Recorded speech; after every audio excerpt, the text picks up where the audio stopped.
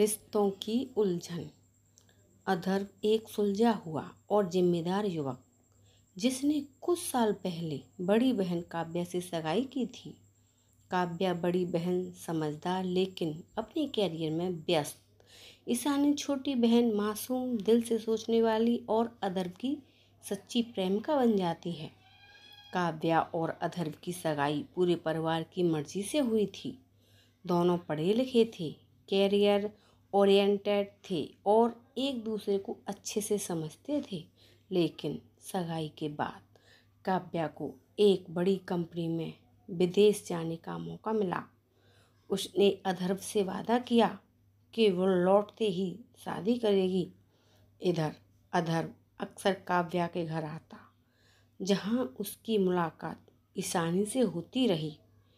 ईशानी सिर्फ 19 साल की थी, लेकिन बातों में गहराई थी। अधर्व और ईशानी के बीच एक अलग समझ बनने लगी। वो दोस्ती धीरे धीरे एक अनकहे प्यार में बदल गई। 1 महीने बीत गए, काव्या वापस नहीं आई। अधर्व अब ईशानी के बिना अधूरा महसूस करता। एक दिन ईशानी ने रोते हुए कहा, मैं जानती हूँ दीदी आपसे जुड़ी हैं, पर जो रिश्ता हमारे बीच बन गया है वो झूठा नहीं है। अधर्व के लिए फैसला लेना आसान नहीं था, लेकिन जब काव्या ने खुद फ़ोन करके कहा, अधर्व मैं अब शादी के लिए तैयार नहीं हूँ, मुझे अपना कैरियर चुनना है, तो अधर्व को भी जवाब मिल गया। कुछ महीने बाद पूरे परिवार की सहमति से अधर्व और ईशानी की शादी हुई। शुरुआत में कुछ रिश्तेदारों ने सवाल उठाए, पर बाद में सबने समझ लिया, प्यार उम्र या रिश्तों की सीमाओं में नहीं बनता।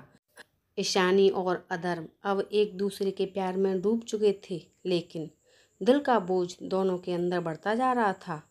काव्या विदेश में थी, पर अब ईशानी और अधर्व की नज़रों में बस एक ही सवाल था, क्या हम सच को स्वीकार कर पाएंगे।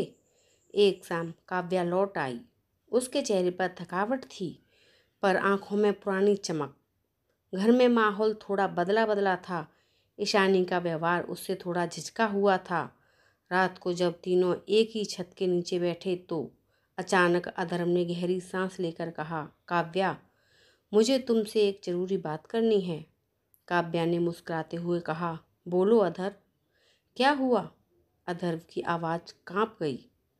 हम दोनों ने कभी शादी नहीं की और शायद अब कर भी नहीं सकते। मैं और ईशानी एक दूसरे से प्यार करने लगे हैं। पूरा कमरा जैसे कुछ पल को चुप हो गया। काव्या की आंखों में नमी आई, लेकिन वो चिल्लाई नहीं, रोई नहीं, बस बोली, सच कहूँ अधर्व, मैंने भी अब वो रिश्ता दिल से नहीं रखा था। मैं जब विदेश गई थी तभी समझ गई थी कि हम सिर्फ सही लगते हैं, पर सही महसूस नहीं होते। वो ईशानी की तरफ मुड़ी, तू मेरी छोटी बहन है, पर अगर तेरा प्यार सच्चा है और अधर्व का भी, तो मैं इस रिश्ते को आशीर्वाद देती हूँ। ईशानी रोते हुए काव्या से लिपट गई। कुछ महीने बाद घर में फिर से शहनाइयाँ बज रही थीं। इस बार दूल्हा वही था अधर्व, पर दुल्हन थी ईशानी।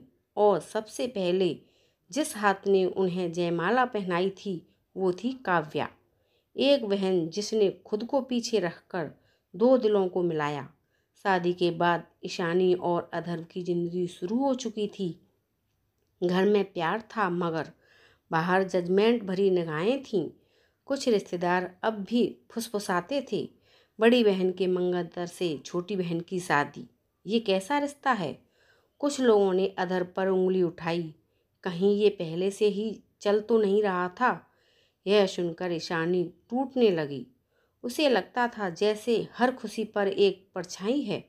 एक दिन उसने अधर्व से कहा, काश हमारी मोहब्बत भी किसी साधारण रिश्ते जैसी होती, ना ये दुनिया उलझती ना। तो दोस्तों, आपको मेरी कहानी कैसी लगी कमेंट करके ज़रूर बताना। मेरे चैनल पर नए हो तो मेरे चैनल को लाइक शेयर सब्सक्राइब करना। मिलते हैं एक और नई कहानी के साथ, तब तक के लिए धन्यवाद। Thank you.